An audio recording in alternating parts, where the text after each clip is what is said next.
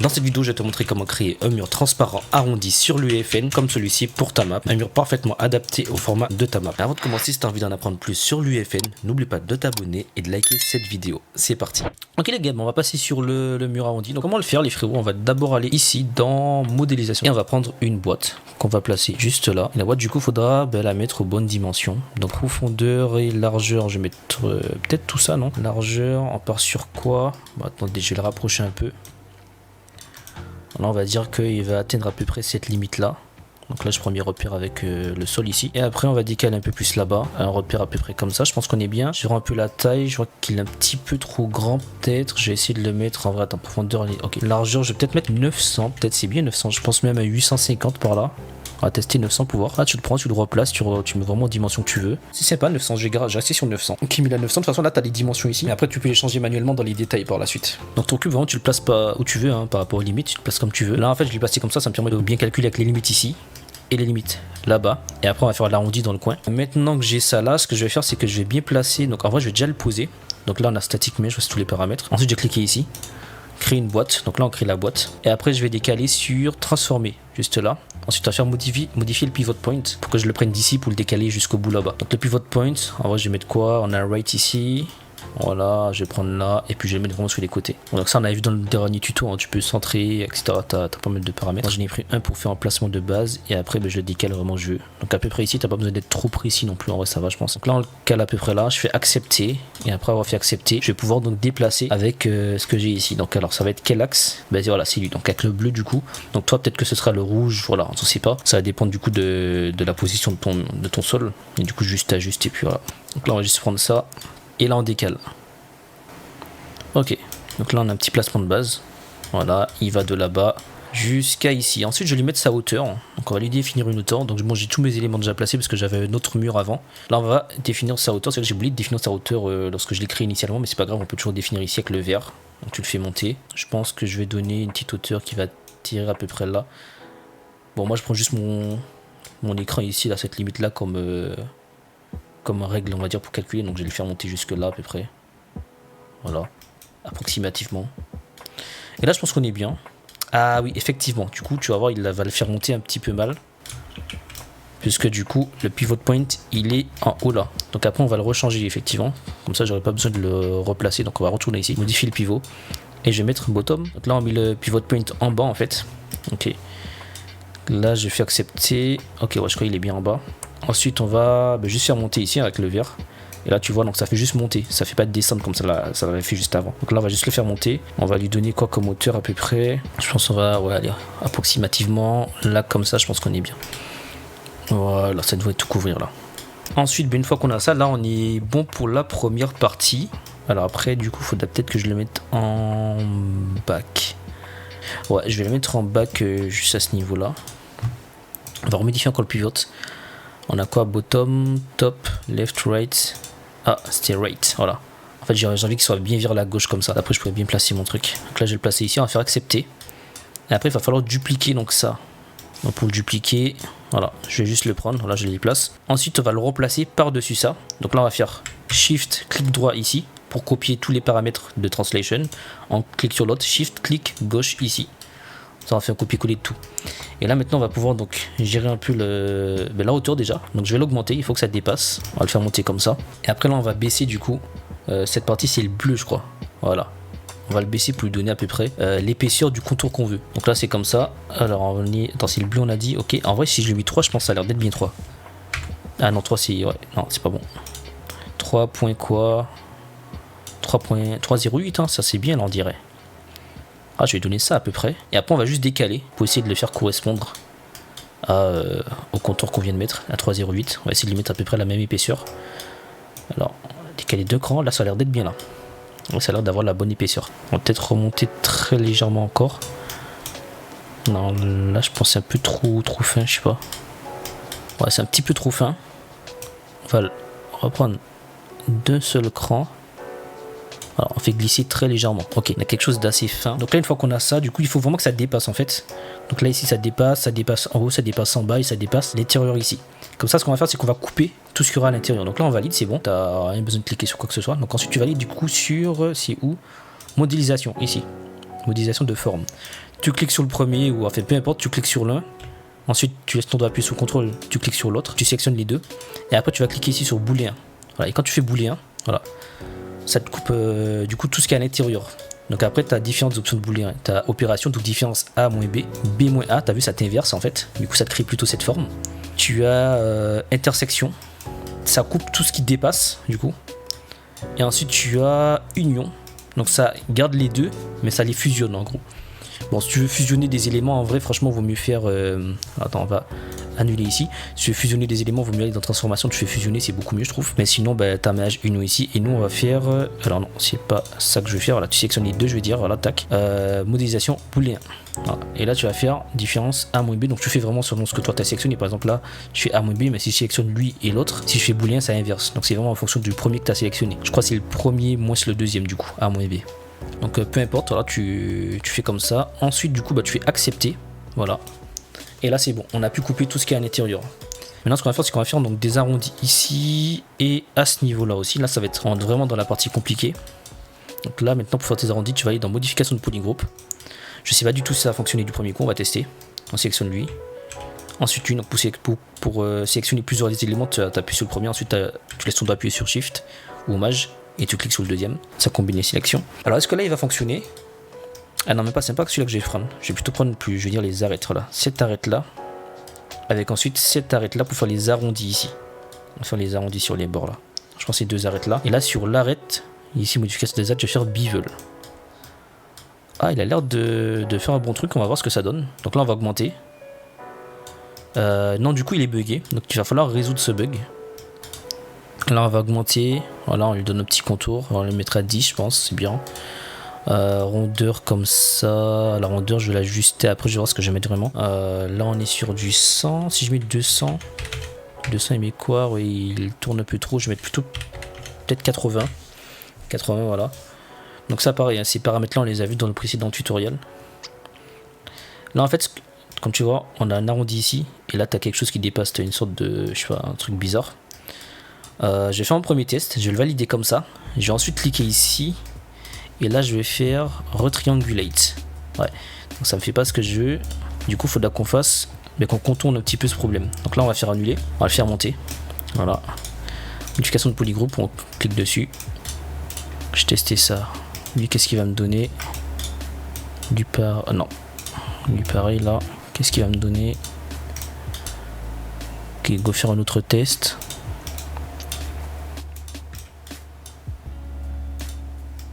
Ok, c'est ce paramètre là, alors on dirait. Simplify by group. Ok. Je vais vérifier l'autre côté, d'accord. Je vais vérifier aussi si lui... je pense qu'il aura aussi le bug, on va voir. Je crois pas que ça ait tout simplifié. Bevel. Ah non, ok, ça a tout simplifié, ok, ben parfait. J'ai juste sélectionné donc les faces. Donc j'ai décoché bien sûr les arêtes pour sélectionner plus facilement. J'ai sélectionné ça et puis j'ai fait Simplify by groups. Et là ça m'a retiré le petit truc chelou. Ensuite là je reviens, je sélectionne juste les deux arêtes en haut et en bas. Et là je refais un autre bevel juste ici. Et là bah, du coup je vais donner l'arrondi que je veux. On va bouger un peu comme ça. En vrai je pense même à 60, ça a l'air d'être lourd en 60 comme ça. 60. 1.3 hein. 1.3 c'est bien à 60. Ah je le trouve lourd ça en vrai. C'est pas mal du tout. Ok, bon on va redonner les mêmes dimensions là-bas aussi. Accepter. Voilà, je vais reprendre les deux arêtes de ce côté-là aussi. Et là, on va refaire un autre bevel. Voilà. Donc lorsqu'on refait, on garde déjà les paramètres qu'on a mis juste avant. Donc là, ils sont aux mêmes paramètres. C'est bon et bon, on peut valider. Ok, accepter. Action, accepter. Voilà, pour tout valider. Donc là, on a nos premiers arrondis de chaque bord. Maintenant il va falloir faire l'arrondi intérieur ici là. Là je vais juste prendre ça, voilà, je vais le rebaisser un petit peu comme ça, voilà, peu importe comment on le place, c'est juste histoire de bien faire l'arrondi. Donc là on rentre encore sur notre petite partie assez complexe. Là peut-être qu'on aura un autre bug, donc on va voir. Alors je crois qu'il faut que je sélectionne les deux peut-être. On va faire du coup cette fois-ci un bevel sur les arêtes encore, voilà. Et là on peut voir qu'on a une petite pollution, un petit truc bizarre. Alors le Simplify by Group, vu que ça ressort, Je pense pas qu'il va marcher puisque ça je crois que je peux les sélectionner à part. De toute façon on va tester. On va déjà gérer pour l'arrondi. Voilà, je vais le rapprocher. Là il faudra prendre un gros arrondi. J'ai essayé de prendre 300 peut-être. Là j'écris 300. Je fais entrer puisqu'on peut pas glisser jusqu'à ce qu'il fasse 300. Alors je vais le valider maintenant. Juste pour faire mes tests. Ok, là je peux sélectionner ça. Voilà. Et là je vais essayer de faire retriangulate. Voilà, parfait. Donc là ça le remet bien. On va sélectionner pareil en bas. Retriangulate. Voilà. Alors peut-être que je sais pas si ça va le refaire encore, je vais voir. Modification de polygroupe. Ouais non. En fait il faudrait que je le place avant sinon. Parce que sinon on a l'arrondi et je pourrais pas le rebouger. Mais en tout cas pour le retirer du coup on fera retrianguler du coup. Donc là on va d'abord bien le placer. Donc si les trucs chelous là ils te gênent, t'as juste à baisser un peu ton mesh et comme ça tu pourras bien le placer sans que ça te gêne. Sinon là on va bien regarder à ce niveau là où on regarde à l'extérieur. Dès qu'on va voir le blanc qui dépasse très légèrement, on saura qu'on est bon. Je vais essayer de le mettre à 400. 500 peut-être, 510, donc jusqu'à ce qu'il soit bien placé. J'essaie de gérer un peu, 530, on va tester. Voilà, et là on peut commencer à regarder à l'extérieur, voir un peu du coup l'arrondi, comment il va se prendre. Et là, voilà, on prend un petit peu par ici. Là tu vois qu'il se rapproche un peu, on est en 1,22 à peu près. Ok, nice. Voilà, on va se mettre comme ça. Bah parfait les frères. On va faire accepter, ensuite on va resélectionner ici, on va faire retriangulate. On va faire accepter. On va faire monter un petit peu. Alors non.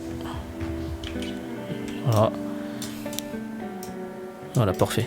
Je fais monter un peu comme ça. On va refaire mon polygroupe. On reclique. Retriangulate encore. Nice. On accepte. On va retourner sur encore polygroupe. Et là, on va faire pareil de l'autre côté. Normalement, on a déjà les bonnes dimensions. Donc, il n'y aura rien à ajuster. Là, je sélectionne et je fais juste mon bevel. Comme tout à l'heure là. Voilà. Normalement on est déjà en bonne dimension. On vérifiera et si vraiment on n'est pas en bonne dimension, on va faire un CTRL Z. Retriangulate, ici encore, retriangulate. Voilà. On accepte.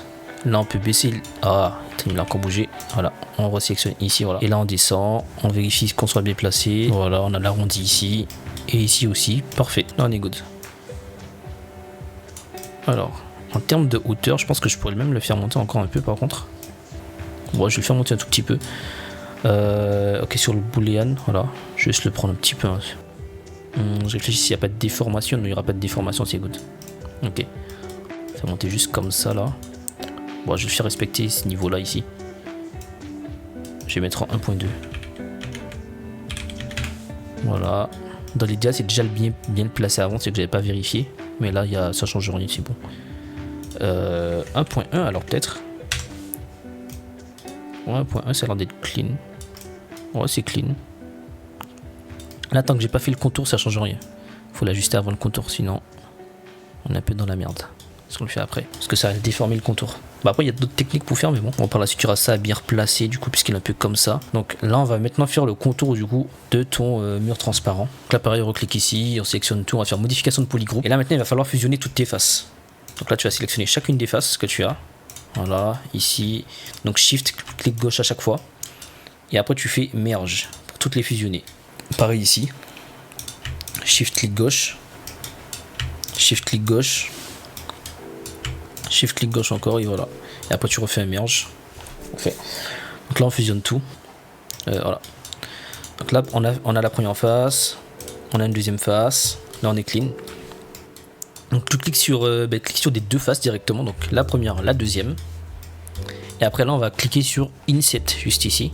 Et avec l'Inset tu vas pouvoir faire du coup ton petit contour. Donc là, comme épaisseur de contour, je prends quoi?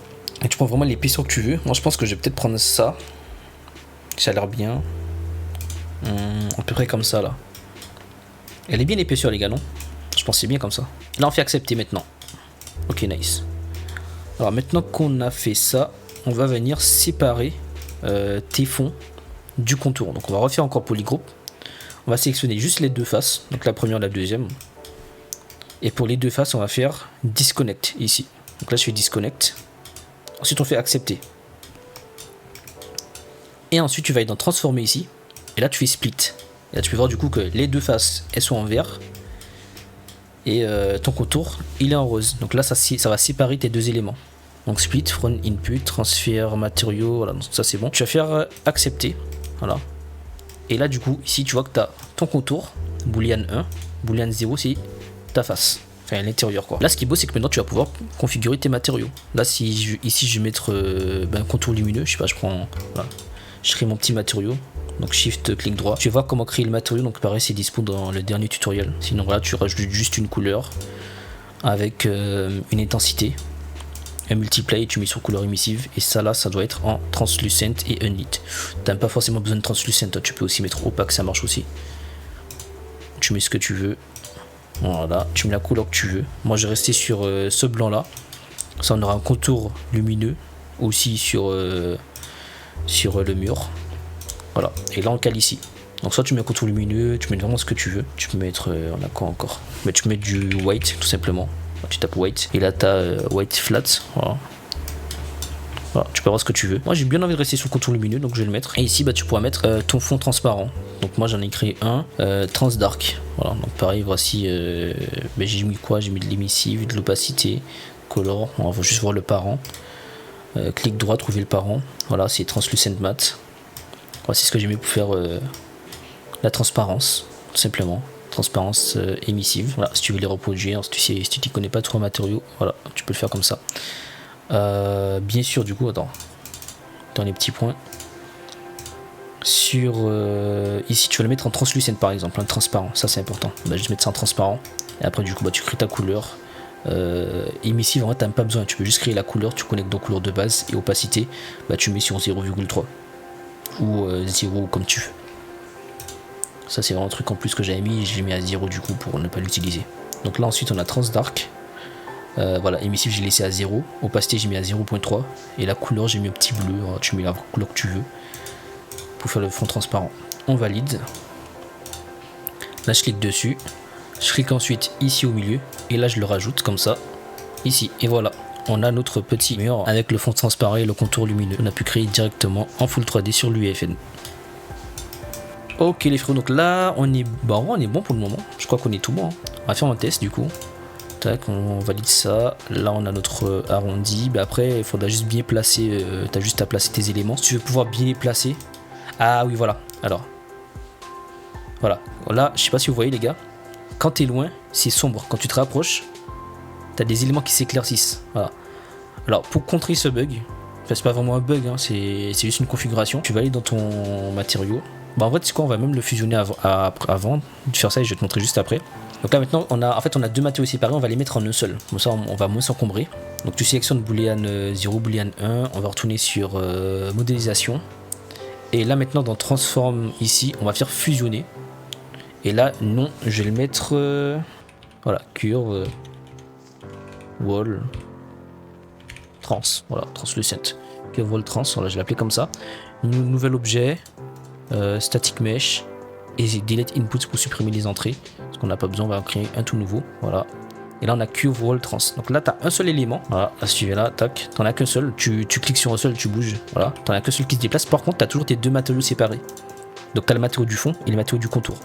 Ça qui est bien avec cette méthode, t'encombres pas, tu crées deux matériaux pour un seul mesh. Ok, donc là on est clean pour ça, et maintenant du coup je vais te montrer pour le petit problème là. Quand tu t'éloignes du coup c'est sombre, quand tu te rapproches c'est clair. Ici là, regardez bien les gars, ambiance, elf option, selon la position du joueur. Voilà, ça change, c'est un peu chiant, quand tu joues, je sais pas, j'aime pas cet effet. Donc pour contrer ça, tout simplement, tu cliques sur ton rôle et on va chercher, alors il y a un paramètre pour ça. Voilà, priorité de tri des objets translucides. Et ça, du coup, on va juste le mettre à -1. On glisse vers la gauche. Voilà. Et là, c'est parfait. En gros, lui, ben, c'est la priorité inférieure. Et tous ceux qui sont supérieurs, donc tous les autres en général, ben, c'est par défaut, c'est 0. Voilà. Si tu cliques dessus, tous les objets translucides, ben, ils sont à 0. Et du coup, ben, ça se met par-dessus celui-là. Voilà, donc quand tu sois devant, derrière, ça fiche bien. Et là, ben, on a notre mur, en vrai. Là, c'est tout bon. Alors, en termes de collision, ben, par défaut, il n'y a pas de collision. Donc ça c'est propre vu qu'on est sur des mèches, on n'est pas sur du blueprint. Si tu veux être sûr pour les collisions, est-ce qu'on a des collisions ici? Voilà, pour réglage de collision, bon, si tu veux être sûr, tu mets nos collisions ici. Possibilité de monter dessus, bah non aussi, comme ça tu es sûr de désactiver tes collisions. Si tu veux les désactiver à 100%, alors je crois qu'on peut accéder là-bas. Voilà, tu cliques sur ton maillage, tu vas ici, tu vas dans tes maillages. Curve wall trans, voilà, on va dessus. Et là ici, tu appuies ici pour voir les collisions. Collisions simples, collisions complexes, il y en a, mais du coup elles ne sont pas prises en compte.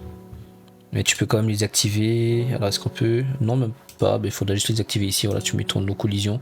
Elles vont rester là et puis c'est bon. Mais dans tous les cas, t'as pas de collision. Ça, c'est si tu veux vraiment être clean. Mais dans tous les cas, t'as déjà pas de collision là, donc t'es bon.